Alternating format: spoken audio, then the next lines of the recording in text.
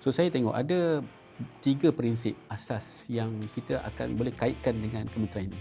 Yang pertama ialah amanah. Kalau kita tengok dalam ayat Quran pun, dalam surah Al-Baqarah, tak silap saya ayat yang ke-30, yang menyebutkan bahawa dijadikan manusia itu sebagai khalifah di muka bumi. Bukan kita ni jadi khalifah, kita jadi king, kita jadi raja. Tapi maksud dekat situ, kita ada amanah untuk jaga alam, untuk jaga bumi. So, bila duduk dalam kementerian yang memang ada kaitan dengan alam, dah tentu saya rasa dia kaitkan langsung dengan amanah ni sebagai khalifah fil ard, khalifah kepada muka bumi.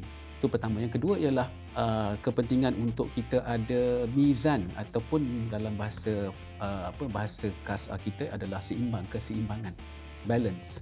So banyak segi apabila kita tengok dalam kementerian ini, kita kena balance antara sumber asli dengan alam, kelestarian alam.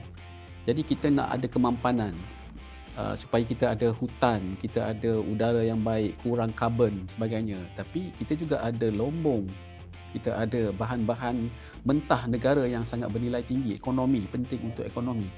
So kalau kita korek-korek tak kisah pasal alam, tak boleh.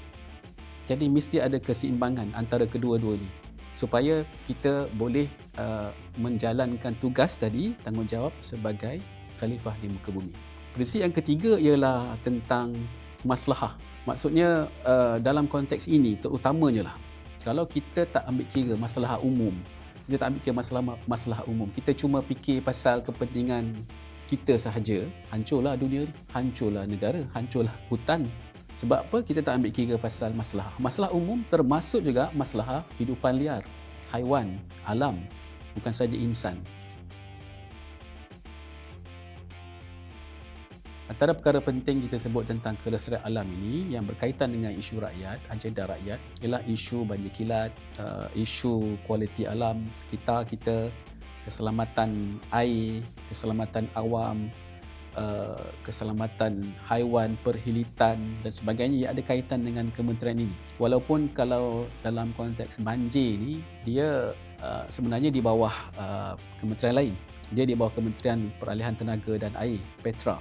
Tetapi dia ada kaitan juga dengan NRES, kerana kita ni bagi laporan data berkenaan dengan ramalan cuaca. Berapa banyak hujan yang akan turun, bakal turun. Dan oleh kerana itu dia dengan data dan dengan ketepatan maklumat itu membantu untuk persediaan pihak Petra dan juga NADMA untuk mengawal dan melihat bagaimana untuk menangani isu banjir.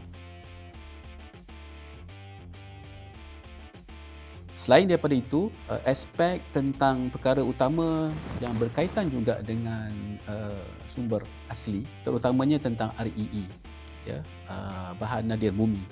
Yang mana kita tahu bahan nadir bumi ini memang nilainya sangat tinggi, dan kita di peringkat awal berkenaan dengan cara macam mana kita nak uruskan bahan nadir bumi ini.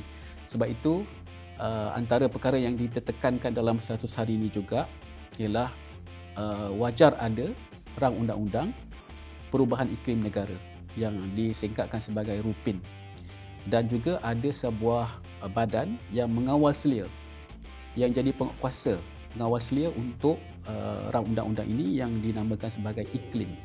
Jadi ada dua ni rang undang-undang untuk perubahan iklim negara dan rang undang-undang untuk pengawal selia kepada undang-undang RUPIN ini. So bila ini penting kerana apa? Sebab dia akan menjadi dasar dan kawal selia untuk REE yang akan datang. Sebab apa? Dari segi pelombongan bahan nadir bumi ini, dia kita tak nak berlaku pada masa-masa yang lepas, di mana banyak bahan mentah kita ini kita cuma ekspor, tapi kita tak dapat hasil daripada hiliran. Huluan ada, tapi bila hiliran ni kita blur lah, kita hilang punca, tak ada apa-apa hasil yang dapat, sedangkan itu nilai dia mungkin 10 kali ganda. Jadi dengan adanya RUPIN ini, ada dasar mineral negara nanti, dianya akan membantu untuk kita laksanakan ini dengan berkesan dan dengan lebih baik lagi.